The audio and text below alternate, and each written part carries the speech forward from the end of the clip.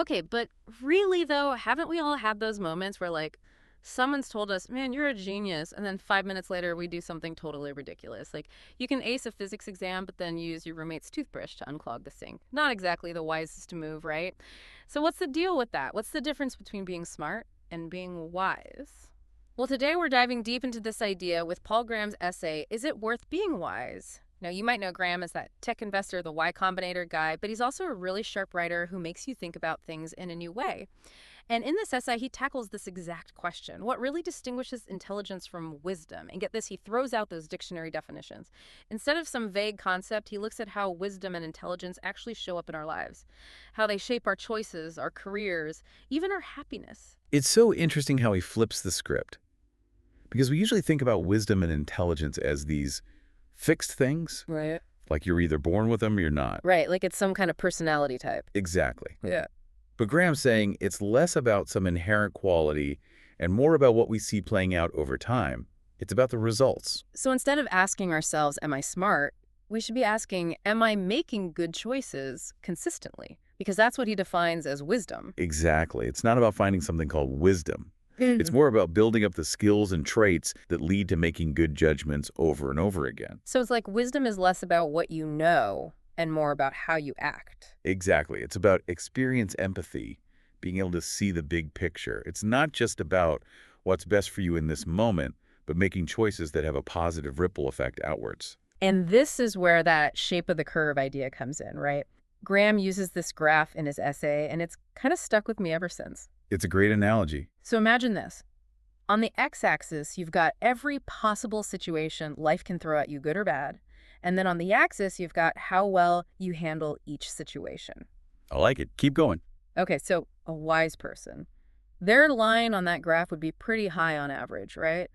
They're consistently making solid choices no matter what life throws their way. Exactly. They're steady, they're reliable. But then you've got the smart person, and their line might have these huge spikes up and down. Because they're crushing it in certain areas. Right. They might have incredible knowledge or skills in specific areas. Totally. Like they're hitting home runs in those areas, but then in other areas, maybe they're not doing so hot. Yeah, more like striking out. Exactly. So it's like comparing a steady Eddie who always delivers to someone who's a bit more hit or miss. And I think we all know people who fit those descriptions right. Some people are just naturally good at navigating different situations, while others excel in specific areas. Totally. But here's where things get even more interesting. Graham argues that this whole distinction between intelligence and wisdom, it wasn't always so black and white. You're right. He talks about how in ancient times those concepts were practically intertwined. You didn't need a specialist for everything back then. Right. It was less about having specialized knowledge and more about navigating a smaller set of challenges well. Exactly. Think about it. Fewer, simpler problems to solve. Life was less about information overload and more about mastering a smaller set of skills. It makes you wonder if all this information is actually making us less wise in a way. That's a really interesting thought. Yeah. Because fast forward to today and we're drowning in information. We specialize to a crazy degree. It's no wonder there's this growing gap between intelligence and wisdom. So on one hand, you've got intelligence, which thrives on that specialized knowledge. But on the other hand, you've got wisdom, which is all about navigating the complex web of information and choices we face every day. And that's where we're forced to make choices sometimes without even realizing it. Do we go all in on intelligence, becoming super specialized in one area? Or do we try to cultivate wisdom, becoming that person who can adapt and make sound judgments across a wider range of situations? It's a tough question. And I think Graham would say that as a society, we've become a little too obsessed with those peaks of intelligence. Chasing after those genius moments. Exactly. And in doing so, we might be undervaluing the importance of wisdom, which could have some serious consequences. Okay, but hold on a second. Because if we're talking about being wise without necessarily being smart, doesn't that kind of sound like being James Bond? Reliant on Q to build all the cool gadgets. Fun for a movie, maybe not so much for real life. That's a fair point. And Graham acknowledges that there are limits to simply being wise. You can't just coast on good judgment alone. Right, you need some skills to back it up. But what he's really getting at is this potential pitfall of getting so fixated on intelligence that we forget to develop wisdom alongside it. It's like anything else in life, right? It's about finding that balance. Absolutely. Because I can definitely see how someone could be incredibly intelligent, incredibly skilled in their field, but still make some really unwise decisions in other areas of their life. And that's where things get really interesting, because Graham talks about this figure, this genius, who's actually kind of miserable. Right. He uses the example of this brilliant mathematician who goes to bed dissatisfied most nights. Yeah, and it makes you think, is that what we really want? Is that the goal? It feels like the opposite of how we usually think about wisdom, right? Like the ancient philosophers were all about wisdom leading to happiness, fulfillment, inner peace, all that good stuff. It's a completely different worldview. Back then, wisdom was about understanding the natural order, accepting your place in the cosmos. Going with the flow. Exactly. Yeah. Contentment came from aligning yourself with that natural order. But the modern genius, the kind of person we often celebrate today, they're all about pushing boundaries, Mm. constantly striving for something more. Always reaching for that next breakthrough. And in some fields, that makes sense. Like if you're a scientist or an artist, there's always a new discovery to be made, a new innovation just around the corner. It's like there's no finish line. No point where you can say, I've made it, I'm done. Which I guess can be exciting, but also kind of terrifying, right? Because it means you're always chasing after something. And that's where Graham's insight really hit home for me. We live in a culture that glorifies that kind of relentless ambition. Always striving for the next big thing. Right. But what about the cost? When does ambition become unhealthy? When does it start to undermine our well-being? So it's not about saying we should all just give up on our goals and, become monks or something. Right, nobody's saying that. But how do we find that balance? How do we reconcile ambition with contentment? That's the million-dollar question, isn't it? Hmm. And I don't think there's an easy answer. It's definitely something to think about. Because true fulfillment can't just come from external achievements. It has to come from somewhere deeper. Right. It's about finding joy in the process itself. Exactly. It's about the journey, not just the destination. And this actually reminds me of another point Graham makes about the types of work we do. He talks about how in ancient times, most jobs involved reacting to problems that were presented to you. Right, like a farmer dealing with whatever the weather throws at them, or a blacksmith getting an order for a specific tool. They had to work within a set of constraints. They couldn't just invent a new kind of weather or a new kind of metal. So their wisdom came from knowing how to navigate those constraints effectively. Exactly.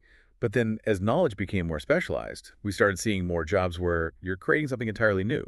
Like inventors, entrepreneurs, artists, They're not just solving existing problems, they're coming up with entirely new things. which requires a different kind of intelligence, right? More innovative, more outside the box thinking. Absolutely. And that's where intelligence really shines in those fields.